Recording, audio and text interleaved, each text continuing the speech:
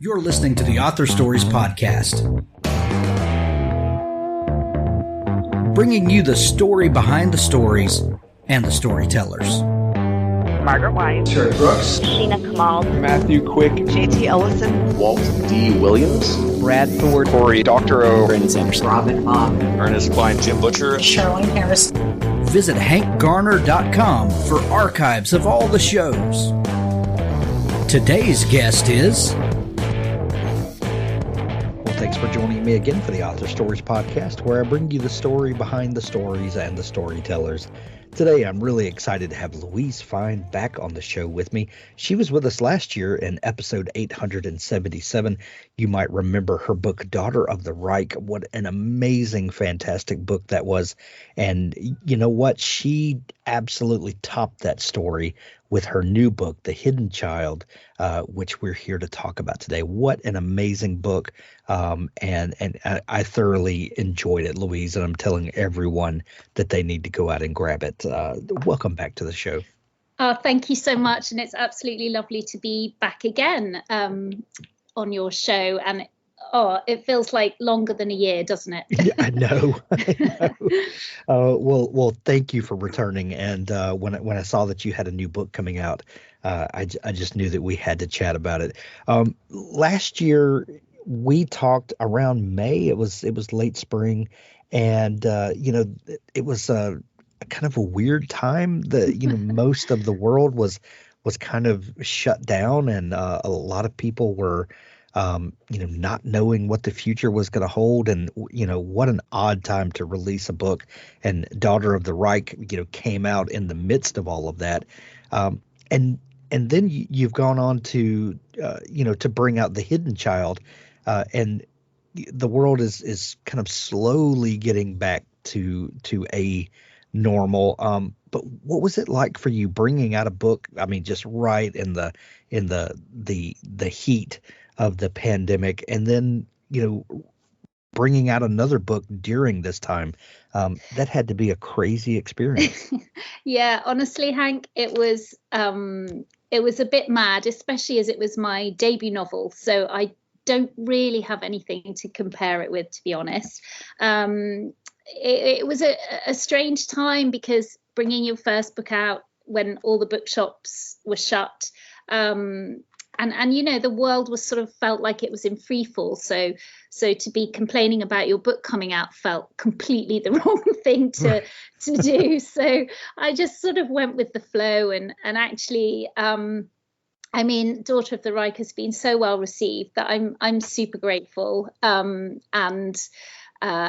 We just hunkered down, as I think everyone did, and I got on with writing the next book and focused on that.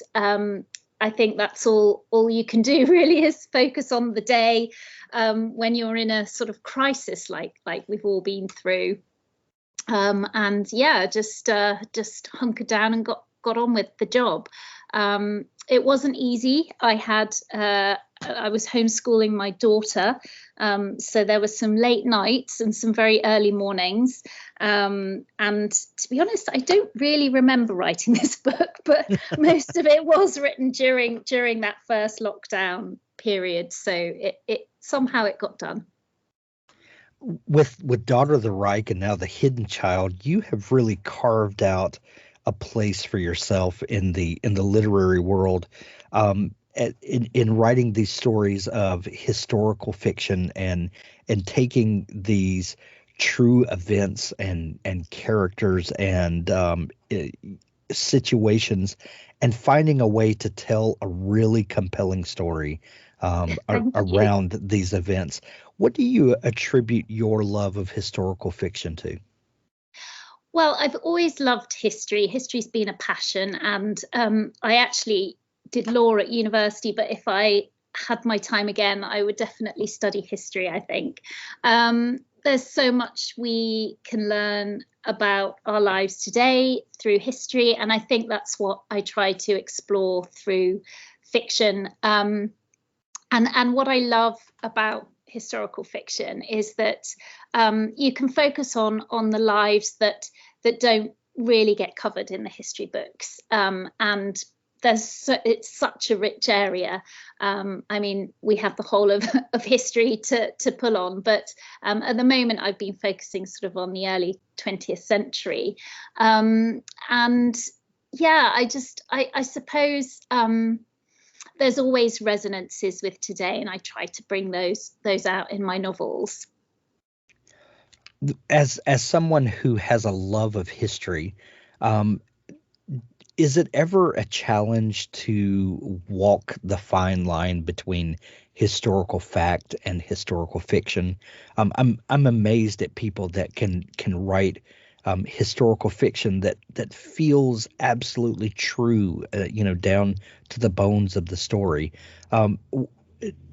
Are there any kind of guidelines that you give yourself when writing a story of things that kind of goalposts that you need to stay within, or a framework that keeps the historical fiction is an interesting thing in that in the title of the genre fiction, we know that this is a made up story, yet people will be very much sticklers about sticking to facts within fiction. It's an interesting.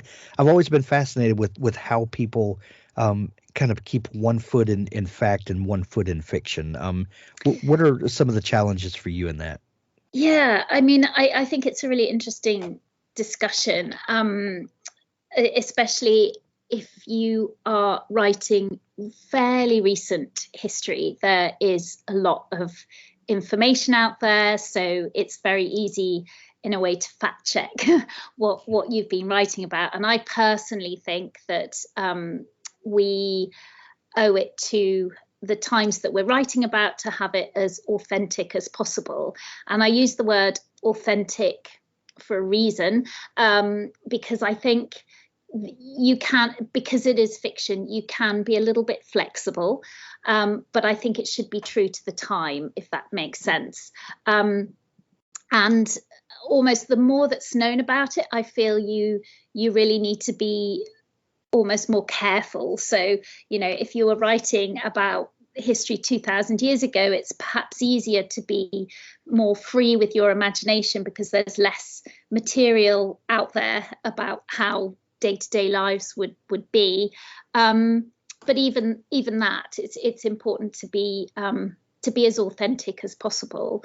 One area that is quite tricky is obviously the sentiments that people have changed over time. So things that we find sort of unpalatable today, and language, for an example, there are certain words that people would have used which today we find completely unacceptable. There is a line that you have to sort of follow, I think, to be acceptable to a modern readership, whilst at the same time to be fair to the time that you're writing about. And yes, that is a tightrope to walk along. And I think if you're writing about real people, then you have to be even more careful to get the facts right about those people. I have got some real characters. They are minor characters in The Hidden Child, but I have based a character on a real person, one of my main characters, but I have, for the reason that I have changed quite a lot about him, changed his name. So he has a fictional name, and that has given me more freedom to change things about him. I can only imagine what that struggle, especially with language, has to be like, because in Daughter of the Reich and The Hidden Child, you're dealing with topics that are very touchy to our modern sensibilities. And I would imagine the language around both of those situations can be very offensive to a modern reader. The challenge there, I would think, is that if you are not true to the language, we run the risk of sort of whitewashing history and making history in our present image, if you want to look at it that way. Yes. And then when people start reading it, they get the wrong impression about history. Are those things that you struggle with, and do those things change when you go through the editing process to do you temper some language, or like how do you maintain the historicity of it without being offensive? And that has to be a challenge. Yes, I mean, it is a challenge. And if I was completely true to history, then the story would have been rather different to the one that I've written. And I don't want to give any spoilers, but it would have been probably a much bleaker story than it is. Right. So in one sense, I have used some sort of liberties in that way, but as much as I can, I try to be authentic to the times, and I have tempered some of it, but I still think some modern readers might find some of it quite unpalatable. But exactly as you say, I feel it's important, because it's very easy for us to be lulled into a sense of security about our modern times, and to think that we can't go backwards, and I think we can. So I think it's always good to have an eye on what's happened in the past, so that we are aware of how we behave towards one another going forward. And whilst I think people may think, these attitudes, they were 100 years ago, some of it still persists. Some of the stigmas around the conditions I've written about in my book, they still exist. And some of the language is still in our language today. And so that's why I feel it's important to err on the side of, okay, it may offend some people, but it's reality. And I don't want to whitewash history. Sure. Louise, I'm fairly confident that you were not alive in 1929. But in the same way that we visit a museum and we have a tour guide who will guide us through the different exhibits and explain what we're looking at and give us some backstory and some history of things, you fill that role in guiding us through this time nearly 100 years ago, and you fill in the story with background information and descriptions of the fashion and the way people behave and the way they talk with one another and the way they dress and the sounds and the smells and all of that bring us into the story. How do you prepare yourself to describe the early 20th century, to the reader in a believable way? What things do you do to familiarize yourself with it so that you can then, be the tour guide for us? Well, thank you.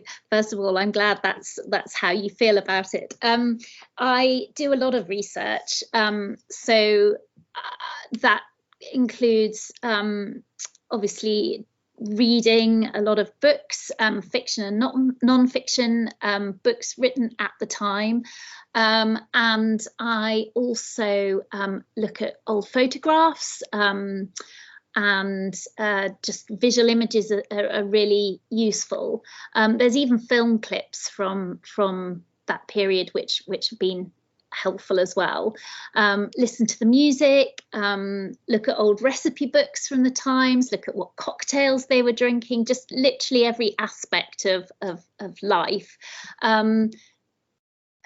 because obviously they're experiencing it in the round. And in terms of research, I also was very fortunate that I did a lot of the research for this book before lockdown. So I was able to visit archives and I went to a school that was once an epilepsy colony, and they opened their archives for me, and I was able to walk around and really get a feel for the place. And that was incredibly useful. I think I would have struggled had I not done all that preparation work beforehand. I think for me as a writer, I'm quite a visual person, so going to the places that I write about is really helpful for me.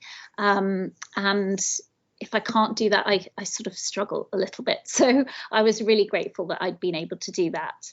Dabble is a proud sponsor of Author Stories. Dabble is an easy-to-use cloud-based writing tool that gives writers a way to organize, plot, and create amazing stories wherever they are. Write in our desktop app on your Mac or Windows computer, tablet, or mobile device. Dabble syncs your latest version with the cloud on all your devices. Write anywhere and anytime inspiration strikes. We got you. Dabble is my preferred writing tool, and I think it will be yours as well. Visit dabblewriter.com for your free trial. You have an amazing story idea. You execute the writing and editing flawlessly, and now the only thing missing are readers. We can help you go from author to author superhero with Story Origin. Story Origin is a one-stop shop for marketing tools with a community of amazing authors working together to find reviewers, build mailing lists, increase sales, and collect feedback from beta readers. Everything an author needs, all in one place, from providing review copies or beta copies, reader magnets to ensure you stay connected with readers, easily distribute audio promo codes, universal retail links to send readers directly to the proper point of purchase, or provide direct download links for members of your mailing list. Story Origin has all the tools you need in one easy-to-use site. Use the promo code ASP21 at checkout when subscribing to the yearly plan, and you will get 10% off your first year. This code will expire December 31st, so hurry over and subscribe now. StoryOriginApp.com. With Daughter of the Reich and now The Hidden Child, it seems to me that it looks like that you maybe begin with a big idea that you want to explore, and then look at how characters might have behaved in the midst of that. For The Hidden Child, what was that big idea that you first started exploring? Yeah, that's exactly right. So I usually start with a theme, and in this case, it was about it was a mixture. It was about sort of disability, and it was about the eugenics movement, which when I was researching for Daughter of the Reich, I had always associated eugenics with Nazi Germany, and I had been quite surprised to find just how widespread it was, not just in Europe, but in the US, in England to a great extent. And that sort of fascinated me because it feels like it's been rather brushed under the carpet. I also love writing about times of social change. So the 1920s was a really big time of change, not only sort of politically, socially, in terms of women's rights, and that all fed into a sort of melee, as it were, which mixed with the concept of eugenics was what sparked, I wanted to base the story around that. So for people that might not be familiar, what was the idea of eugenics? And like with most things that go horribly awry, there might be a kernel of an idea that begins as someone trying to do the right thing for all of society, and we learn a lot of times that is a misguided idea and not at all born out to be a good idea. But what was that initial thing that eugenics began as, and what did people hope to accomplish with it? Yeah, so eugenics really came from Darwinism. and the concept of survival of the fittest. And Darwin's cousin, a chap named Galton, he really used the concepts in farm animals and racehorses to breed a stock that was more useful for what they were intended for. So longer, leaner, well-muscled racehorses would obviously run faster, etc., etc. And the idea was sort of taken into the humankind by believing that we could, and in an essence, it almost sounds like a good idea. The idea that if you you can breed a better population of humans if you sort of can get rid of hereditary diseases. They also believed you could get rid of less ideal characteristics such as criminality, alcoholism, the sort of the undeserving poor. In the UK, it was very much based around class. There was a feeling that there were underclasses in the UK that were breeding at a faster rate than the sort of middle classes and the upper classes who they considered to be more intelligent. And in the US and later in Germany, it was quite racist based. And there was if we bear in mind, I'm not defending it at all, it's an abhorrent idea, it became, sure.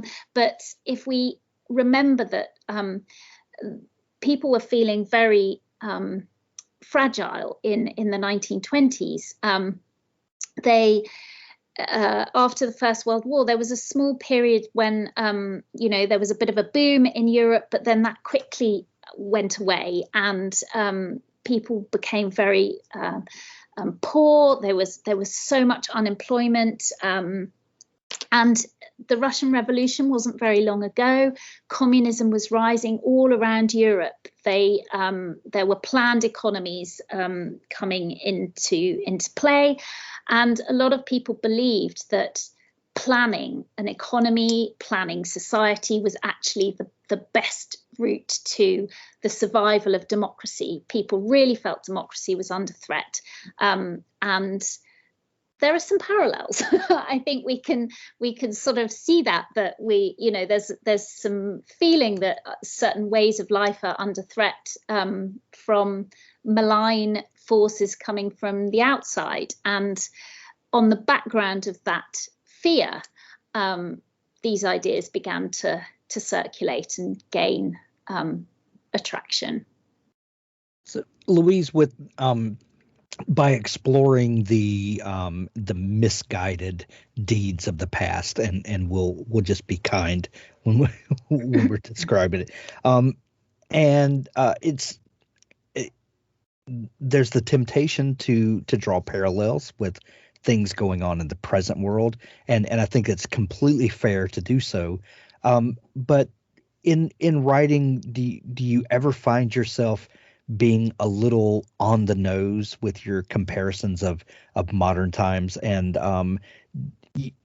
how do you I guess what I'm trying to ask is, how do you not let your writing become preachy when dealing with parallels to our modern life, and allow people to draw their own, because you do it very well. It doesn't come across as like you're beating us over the head with make sure we're not doing this today. Yeah. You absolutely don't do that. But I think we all have read stories where that does happen, and you just kind of roll your eyes and groan a little bit and say, well, I get what she's trying to say here. How do you avoid those things to allow the reader to come to their own conclusions, and so that the point that you're trying to make does get made without feeling like it's just being forced on someone? Yeah, I think I am very conscious of that, and I think I always keep in my mind that actually I've done all the research and that is the background. So when I actually sit down to write, it's the story that's the key, and the characters that are key. They are the most important things. And so I really just focus on what would that character be doing in that circumstance at that time. And so I just enter the world of that character, and I think that's the way to keep it as it should be, if that makes sense. Sure. And not a sort of history lesson or as you say, a preachy thing. So with you can tackle all the heady topics that you want, and make display the history in a way that that kind of comes off as bullet points. But until those things are couched in the story of people and people that we care about, that's when the story really comes alive. And so you introduce us to Eleanor and Edward, and then their charming little daughter, Mabel. Tell me where they came from and how they factor into this world. Yeah, I'd love to tell you where all my characters come from, but I'm not entirely sure. They tend to write themselves. Edward, as I explained, is very loosely based on a real character called Sir Cyril Burt.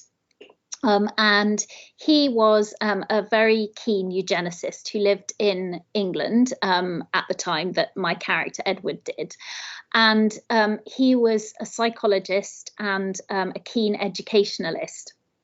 And he brought into the country a system called the 11+ exam.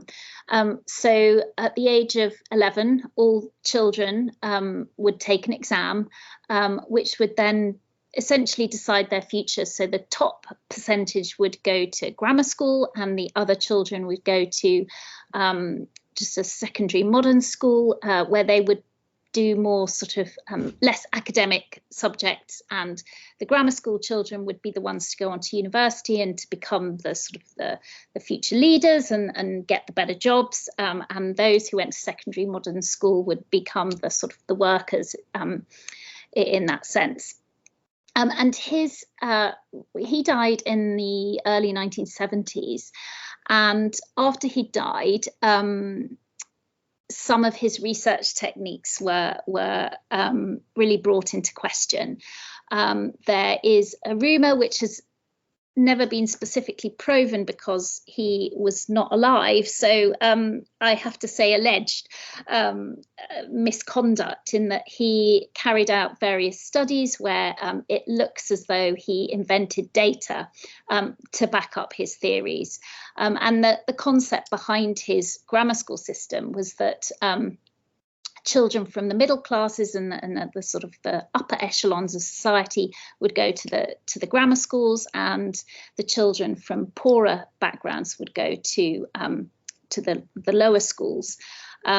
In fact, that slightly backfired because, of course, lots of children who were from poor backgrounds did get into grammar schools, and it changed their lives. But the idea behind it was that it would sort of keep people in their classes. So I was quite surprised when I read a lot of the material that he had written, which was actually horrific to read, because he believed that intelligence was very much inherited, and that no amount of education could change that fact. So my character is based on this person, and I've given him a backstory which isn't the real one. But I loved writing him because I find it fascinating to understand why people have some reprehensible ideas. So I found it really interesting writing him. Eleanor is very much a woman of her time. She is, a good wife and mother, but she undergoes a transformation during this during the story, because she learns to find her feet really and to fight for her child. So basically, this is a couple who are very wealthy, very influential, and they both support, for different reasons, the eugenics movement, until their own child develops a condition of epilepsy, and then obviously their whole world begins to collapse around them. It's always interesting to me that when someone takes such a dramatic stand about something until it sort of invades their world, and then it becomes personal to them, and then maybe I don't believe what I thought I believed. Yeah, exactly. Louise, you write about this topic so passionately. Did you feel a personal connection to this story and to this topic? Yeah, so the part of the reason why the child has epilepsy is because my own youngest daughter had a severe seizure disorder when she was tiny, and she was having on average 70 seizures a day for over a year before they came under control. And so it was obviously a topic close to my heart. We experienced some stigma at the time. And so I think that story was going to come out in one shape or another. My daughter actually is now a teenager, and she's doing exceedingly well, and she's amazing. She's exceeded all our expectations. But had she been born 100 years ago, her outlook would have been entirely different, and she would have been put into an epilepsy colony, where she would have been probably left for the rest of her life. And so, I was just fascinated by the idea of telling a story which I don't think is that well known. I mean, a lot of people have never heard of epilepsy colonies, and I felt that was a story that needed to be told. I'm so happy that your daughter is doing so well with the condition, and what a great catalyst for a story like that. The Hidden Child is available everywhere now. When you're hearing this, you can go grab it at your local bookstore, or we're going to have links in the show notes where you can pick it up in Kindle edition or hardcover or audiobook. Louise, if people are just discovering you and want to dig into all the great stuff that you're doing, where can they find you online? Yeah, so I have a website, which is www.louisefein.co.uk. I think it is, or .com, I can't remember. Anyway, if you Google me, you'll find me. I'm also on Twitter, at Fein Louise. I'm on Instagram and on Facebook, just Louise Fein Author. So I'm pretty much everywhere. Excellent. The Hidden Child, available everywhere now. When you're hearing this, this is a must-have for your to keep beside your favorite reading chair. You're going to love it. Louise, thank you so much for taking time to come back on the show. Oh, thank you so much, Hank. It's been an absolute pleasure. Now stay tuned for an audiobook excerpt from Richard Gleaves' The Jason Crane series. Jason yanked the coils of safety rope to one shoulder and heaved them out the attic window. The bundle bounced over the roofline and dropped to the yard below. He tightened the harness, making sure the shoulder straps were snug over his sweatshirt. He threaded his rope through the braking device, tested it, and clipped everything to the carabiner at his navel. So far, so good. Fireman Mike would be proud.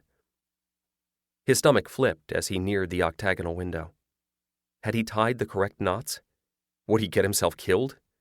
Weeks had passed since Mike's tutorial, but he had to attempt the break-in now, while both Van Brunts were at the Christmas Eve service. He swung his legs through the window and felt for the roof. His sneakers gripped the shingles and he wriggled out, grateful for once to have feet as big as snowshoes. He pulled on a ski mask and sang, "Spider-Man, Spider-Man, does whatever a spider can." He lowered his body. Wind punched him in the jaw like a supervillain, surprising him. His sweatshirt rode up and snow burrowed into his navel. He looked down but couldn't see his feet. He relaxed his hands and put a few ounces of weight on the rope. Clots of snow broke away, dove over the edge, and took far too long to hit ground. He drew his rope around the pipe and pulled tight. Now he could drop. No, you will not drop. You will rappel. You will rappel very safely. He backed towards the edge, towards the point of no return. The backyard lurched into view. It was a 4-story fall, and he'd probably hit the stairs on the way down. He sledded helplessly. His legs fell, swung, and kicked the side of the house. Alarm bells went off in his head. He gripped the rope. It looked like nothing. A shoelace. Jason Crane, you're a damn fool. He went limp and fell over. The rope gave a jolt, and the harness tried to castrate him. He twisted, trying to save his poor descendants. He began to spin. His arm bashed through a row of icicles. The spin slowed, reversed, and at last he came to a stop with his back to the house, dangling over the backyard. Thank you, rope. That's a good rope. Well done. He tried to turn around, but couldn't. With patience, he worked out a method of kicking in circles and managed to press his sneakers to the side of the house. He needed slack. He gathered his loose rope to the small of his back and disengaged the brake. Zip! He fell fast, all his weight on the rope now. His feet, planted, shot up over his head. The brake caught him, and the rope vibrated as wildly as a guitar string striking a note of panic. Jason heard a crunching sound and looked up. The leaf gutter crumpled and poured a stream of bitter ice water into his eyes. He snarled and wiped his face, dripping humiliation. Jason rested a moment and stared at his reflection in the glass. He was an enormous Macy's balloon drifting over New Jersey, tethered at the navel like underdog. How the hell did you get up here, kid? He did an awkward split, one foot above the window and the other below, hanging sideways with his weight on one hip. He closed his eyes and reached for the sill, crouching against the side of the house. His fingernails found the weather stripping, and he tugged. Locked. He cursed and tugged again, anger rising. He grabbed the frame with both hands and pulled with all his spider strength. Something popped. The window rose and the curtains splashed out. Jason dove headfirst into the fabric, wriggled and kicked, let out some rope and fell with a whump into his archenemy's lair.